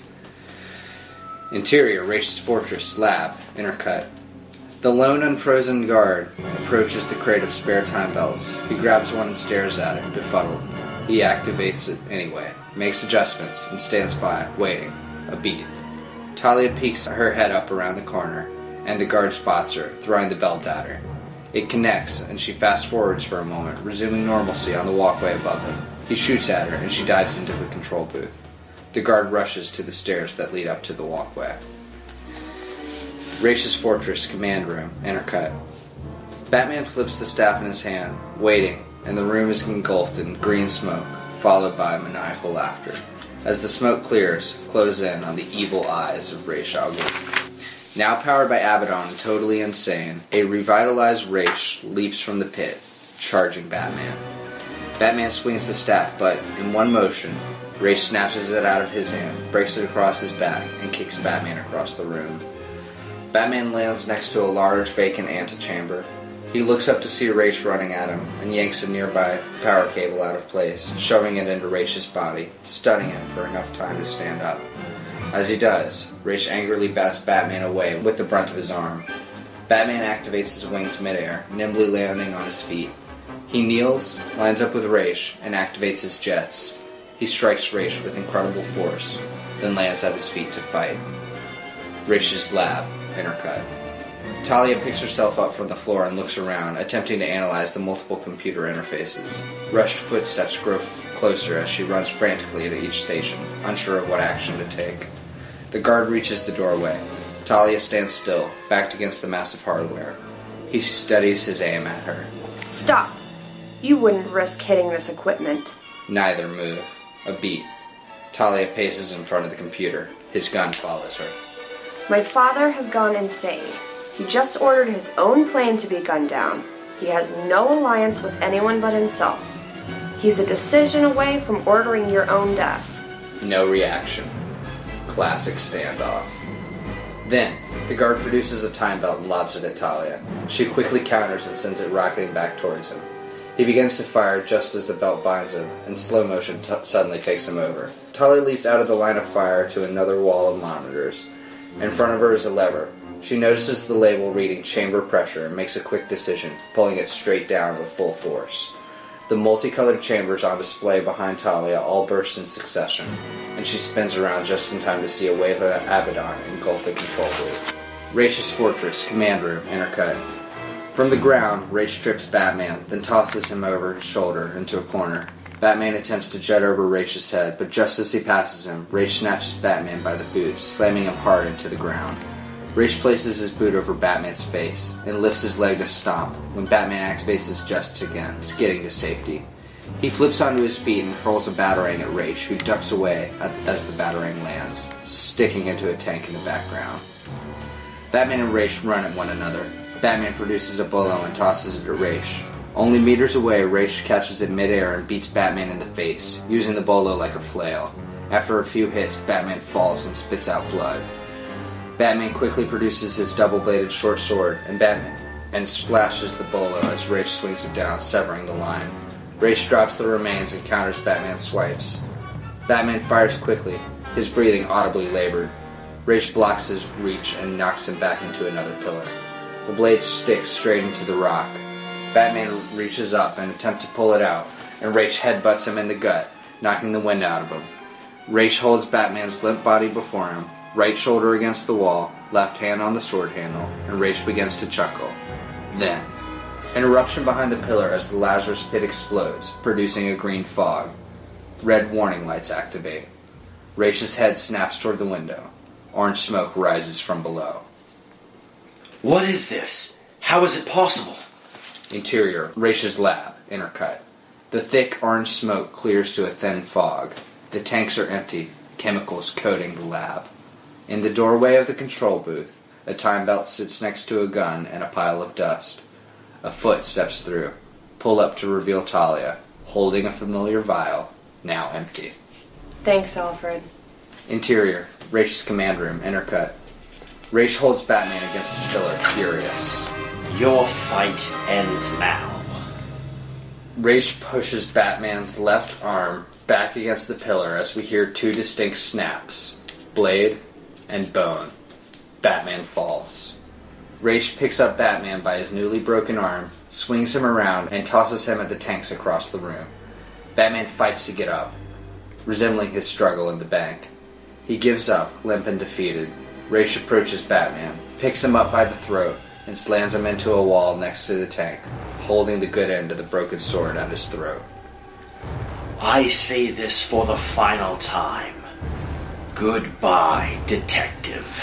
Ra's pulls back the sword as far as he can when, bang! A gunshot. On the opposite side of the room, we pan over to Talia, her pistol pointed at her father, smoking, her eyes nervous and distraught. Ra's head snaps toward his daughter, his eyes furious, his jaw dropped in awe. Talia! How is this? You can't... Ra's stammers for a moment, followed by a beat of silence as he puts it all together. Suddenly, he erupts in a vengeful scream and hurls the sword at his daughter. The sword hits Talia in the shoulder. She falls. Batman weakly looks up to see his batarang protruding from the Abaddon tank, a subtle stream of orange dripping below it. Using the last bit of strength he has, Batman reaches up and swings the batarang at Ra's as he removes it, barely scathing Ra's cheek, mirroring the cut Ra's left on Batman. Refocused, Ra's turns back at Batman, dropping him from his hold, amused. He chuckles as he wipes the small amount of blood from his face. He lowers his hand, examines it, and his smile fades at the sight of red blood. And orange.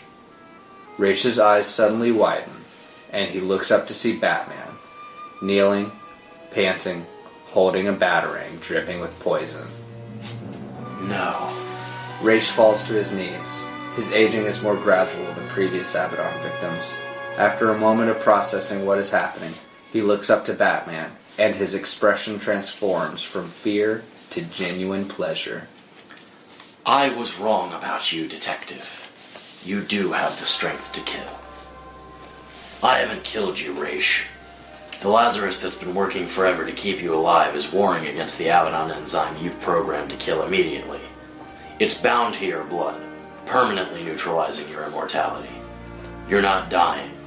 You're just reverting to your natural state, whatever age you should be at by now. It's true I made a vow to never take a life, but old age hasn't done the same. Ra's is older than he was when Batman started speaking. It seems you found a loophole, detective. Ra's laughs weakly. Batman looks on at Ra's with complete hatred, shakes his head, and turns around. Halfway across the room, he approaches Talia, who favors her shoulder. She places her free hand on Batman. Are you okay? The suit will hold me together for now. Batman turns her around, limping as they head to the exit. Talia! Talia stops in her tracks, fighting her will for a moment, but turns around. Ra's reaches out to her, cowered over on his knees. Tearing up, she turns to Batman. I can't just do nothing. I have to help him. I owe him that. You don't owe him anything. He's betrayed you time and time again. You haven't done nothing, Talia. Batman gestures at Ra's map, strewn with red X's. Look at all the damage he's done. You just saved the world from a genocidal maniac. Talia, torn, looks back and forth from her father to Batman. But he's my father. What if it were your father? What would you do? Could you just walk away from him? Batman takes a step back, his brow furrowed with rage. How dare you compare my father to that madman? Talia begins to sob. She looks over at her father, then back again at Batman, before ultimately breaking down in tears. Fine. Enjoy your final moments with him. You've had your last with me. Batman turns to leave, slowly limping away. A beat passes as Talia sadly watches him leave her, before jumping up and rushing to Race's side. I can save you, Father. Let's get you to the Lazarus pit. It won't work, my lovely daughter. But it has to. What you can do is take me to the machine next to the antechamber. There, you can transfer some of your life force to me. Talia immediately begins dragging his debilitating body. Yes, I'll save you, Father. Talia straps Race to the gurney and connects the proper equipment, bringing a device around his skull. Now all you have to do is hook yourself up inside the chamber. Yes, Father, yes, okay. Talia rushes into the chamber, and the door closes behind her. She hooks herself up. Barely alive, Race smiles. Computer, initiate program transfer. Program transfer activated.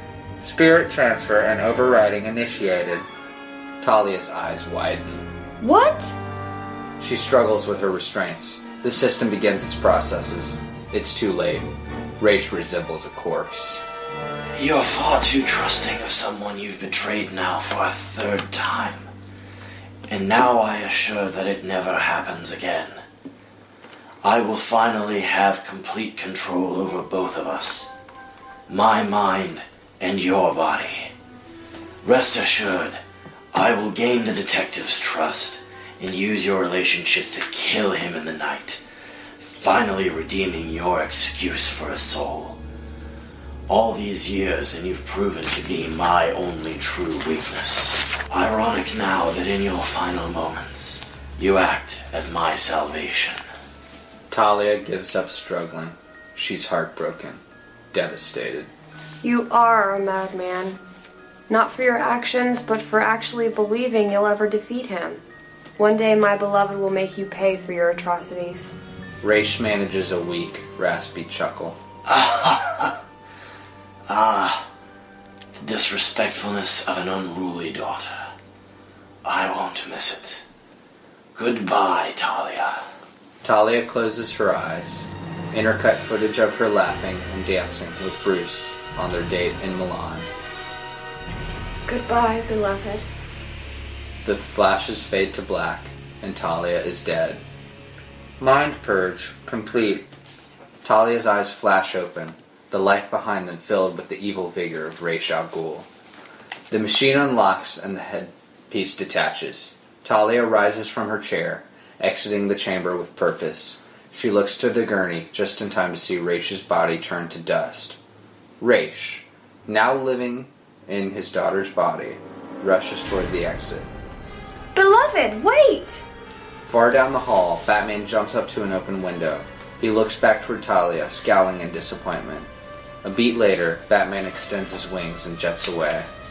Talia reaches the window and pulls her pistol from her hip. She lines up the sights to shoot Batman, but he's too far away. Raish's sinister smile forms on Talia's face, and she speaks quietly to herself in his cadence. Until next time, then, detective. Fade to black. Fade in. Exterior, cemetery, day. Light rain sprinkles over a funeral. Dick Grayson, Tim Drake, Leslie Tompkins, and Jim and Barbara Gordon look on as Bruce places flowers in an empty grave. Alfred's portrait looks on nearby. Interior, Wayne Manor, study, night. From its place at the funeral, we fade into the portrait of Alfred in the study, gazing down on Bruce Wayne, who sits in front of his fire, alone. He watches the news on a small TV. A thunderstorm provides steady background to the broadcast. As the world comes together to rise from the ashes of the most horrible of terrorist acts, we must remember our shared humanity, finding hope and kindness wherever we can. With this in mind, Stanley Webb is embedded with the Army's 82nd Airborne and filed this report. We go now live to the Champ de Mars refuge compound, Paris, France. The footage cuts to the refuge camp in Paris as Stanley Webb, 50s, addresses the surrounding crowd. Paris, Milan, Houston, memorials to a time before what some are already calling the near apocalypse. The death toll, 80 million. Volunteers and armed forces from countless nations are assisting in rebuilding efforts, attempting to ensure vital services are restored to millions currently without power, water, fuel, food, or communications. One such group pledging their aid is the Society of Shadows, an organization whose founder was the terrorist leader responsible for these unprecedented attacks on mankind. Ms. Talia Ghul is the new head of the SOS and joins us here today. Talia enters the frame, looking tired and disheveled. Thank you.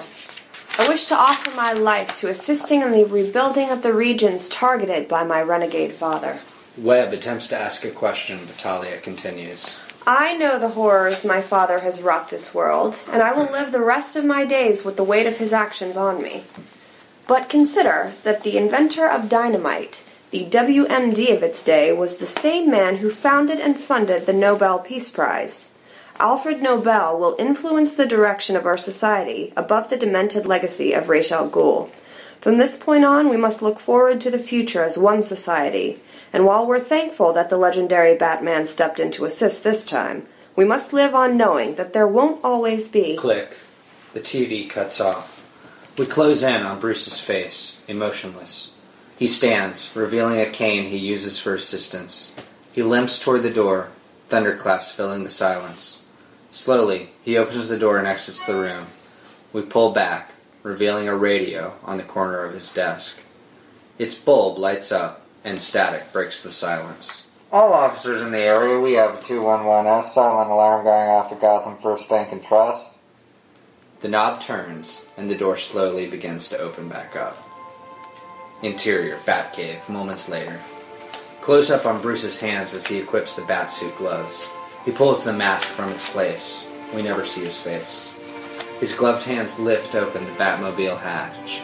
Tires spin before rocketing from place. Several shots of the Batmobile zooming from the Batcave, gaining speed, approaching Gotham as Batman's theme swells triumphantly. Interior, Gotham First Bank and Trust, night. Thug 1 supervises a group of robbers loading bags into the back of a van, backed up to the vault. That's how easy it is when you got a full operation, boys. You can thank me later for all the fun we've been having living vigilante-free. I'll run a few cops and that's it. Piece of cake. I'll be telling Thorne how to do things in no time. That's the last of it, boss. Then get in. I'll check the vault. Then we're out of here. Thug 1 closes the van door, then points his flashlight at the vault. When he approaches the vault entrance, he hears a pop. Huh? What the? He turns around to face the van. Pop, pop, pop, as he watches batarangs rocket into the van tires. Thug 1 looks above him, frantically searching all directions. No, it can't be. The thug makes a break for the exit, but quickly falls on his face and shoots back into the vault. He looks down to see a grappling hook binding his feet as he's dragged into the vault. Sliding through the entrance, he points his flashlight toward the back, but sees nothing. As the wire shortens, the thug is upturned, suspended above the ground. The Batsuit deactivates its stealth, revealing Batman holding the thug up by his shirt. Remember me? Thug 1 screams. Angle on Batman from Thug 1's point of view, as Batman punches straight into the screen. Lights out. The end. Batman Immortal. Written by Ken Edwards, Vincent Ottobre, and Sean Dillon. Go to BatmanImmortal.com to figure out how you can contribute to making this animated film a reality.